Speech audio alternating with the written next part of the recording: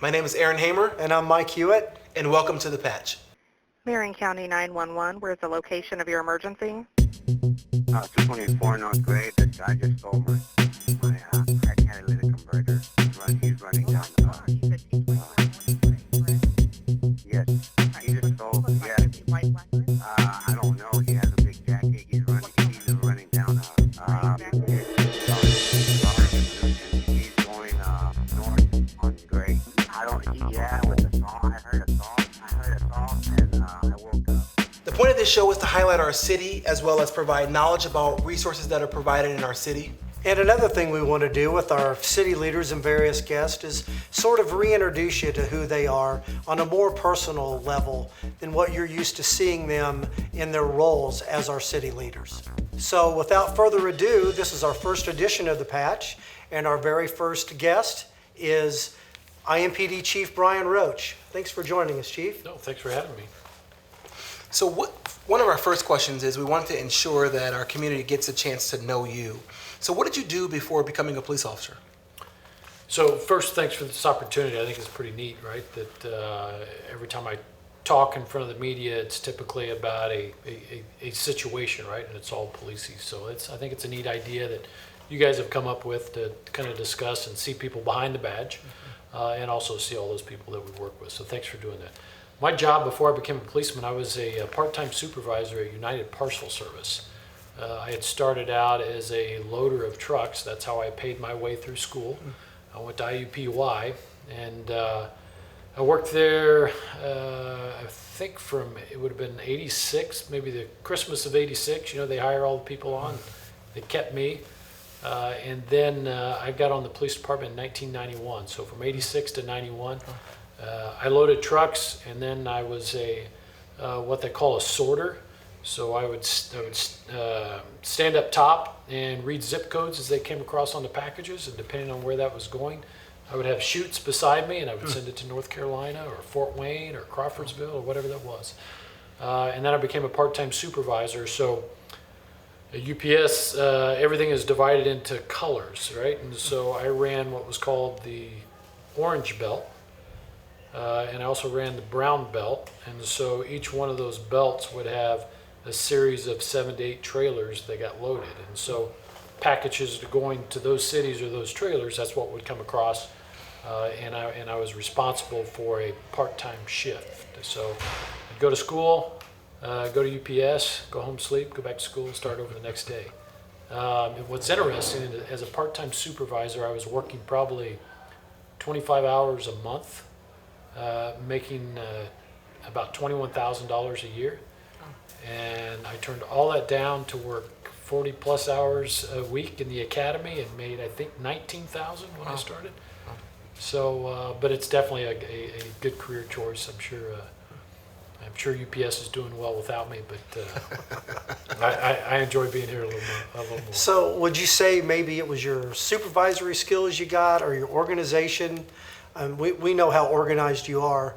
So was it maybe those skills you got that helped you with your career here in law enforcement, or was there maybe something else? Yeah, you know, when I think back, that was an opportunity to supervise people, and at the same time, it was an opportunity to kind of in a work atmosphere get to know that your interaction with everybody is a little different based on their personality, and so I think what I learned there, and hopefully what I brought to the department, and the department's given me an opportunity to increase that, is that people are individuals, and communication is probably important, and understanding that person as you're supervising, I think allows both of you to be effective, right? So the only way that I could be effective as a supervisor was to get you to do your job correctly, right? And that involved coaching and teaching and training and some hard conversations, but also some soft conversations in a very fast-paced atmosphere. So I think we here on the police department we do things that a lot of times there are critical decisions that need to be made with limited information, and I think the fast pace of UPS allowed me to kind of start thinking that way. Okay. So just to switch gears just a little bit, because the show is about, trying to humanize who we are so people can see that we are people. Could you tell us a little bit about your family life? Yeah. So I was born in Knoxville, Tennessee. My dad was a recruiter in the Army. He did 2 tours in Vietnam. When he came back the last time, he became a recruiter. Went to Clarksdale, Mississippi, where my sister was born. Came to Indiana, bounced around Muncie, Newcastle, Grissom Air Force Base, and when I was about 12 years old is when we moved to Indianapolis. So I've lived on the east side. I went to Lawrence North High School. I've been in my same church since I was 12. I graduated from Lawrence North, started at IUPUI in college, left college for 2 years and was a missionary for my church over in Italy for 2 years. It was 84 to 86, came back in 86, finished school, met my wife, who was in the summer at a church dance. Got on the police department. I was working at UPS, got on the police department in 91. I had 3 kids. My son is now 26, and I have twin daughters that are 24.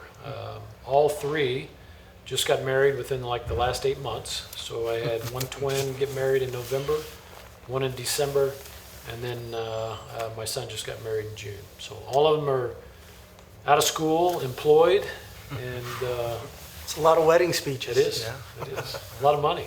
Yes, more importantly, yeah. So understanding that being chief is your favorite job with the police department, but what are some other ones that have been pretty monumental? Yeah, so being chief is definitely rewarding, right? But as I look back on my career, I was the commander of the Southwest District. Southwest, there seemed to be a little bit of everything, but not too much of anything, and so you felt like you could really have an impact, and the people that worked there were fantastic, so I really enjoyed that job. That was from 2010 to 2014. But as I look back at my career as a police officer, the real police, right? I remember my days in narcotics and on the SWAT team, and probably because there were smaller units, right? You felt connected and a little more of a bond than maybe I have the opportunity to have now in this position. So when I look back, those were probably my favorite. In SWAT, you're putting your hands in, your life in someone else's hands, and they're doing the same. So that connection's a little different. In narcotics, you do the same thing, and you're always together, and everything is done kind of team oriented. And I felt like I thrived in that position and built some great relationships and had some great success. So I think when I'm much older than when I am now, and I look back, there's definitely milestones, and being chief is one of them. But it's those early years as a narcotics detective and also on the SWAT team that bring probably more favorable memories, if I can say that. Sure. So if you were to say there was one thing that you will always take with you as a result of the police department's influence on you, what would you say it would be? Probably that we're all different, right? And it's very easy to see things through your eyes based on your experience, your background, the way you grew up. But the ability to deal with so many members, and diverse members of the community, it really opens you up to a much larger world. So as you don't have that opportunity in most places. And so if I were to, something that probably educated me the most, and at the same time was probably the most worthwhile thing that I learned, was understanding that everybody kind of has a different view, and being open to that view allows you to kind of better think through things or better understand things. So you get educated by understanding the diverse perceptions and beliefs of others, gives you kind of a better holistic view of the things you're trying to accomplish or the things you're trying to do. That was a long-winded. No, it was great. thing. That was great. Right. That was great. I liked it. So just a couple of quick, lighthearted, easy questions. What's the last movie you saw at the movie theater? Yeah, so that's a hard one. don't go see movies. You can get everything at home now, right? That is true. But the last movie I remember was actually, I forget the name of it, but it was with a group of kids from the community, and it was an opportunity for me as the police chief to engage them and watch a movie. I wish I could remember the name, but that's the last thing. Movies are about experience, right? Yeah, And I think that's the last experience I had was engaging all those youth over the subject line of the movie. What's your favorite pastime? What would you do in your favorite pastime? As you get in these jobs and you get a little busier, I think a lot of the hobbies kind of go away. I enjoy reading, and my reading has become more about the job, right, and different techniques and different theories about policing, and so it's where my reading has gone, and I'd like to expand that a little bit at some point. So I think if I were home sitting around, I think I would. There's a list of books that I'd like to pick up and read. And is there anything other than reading, like anything on TV that you go out of your way to watch? Yeah, so when I have time, I'll binge Netflix. The one I'm watching now, I got to watch it when my wife's not in the room because it's got some foul language. Is Yellowstone.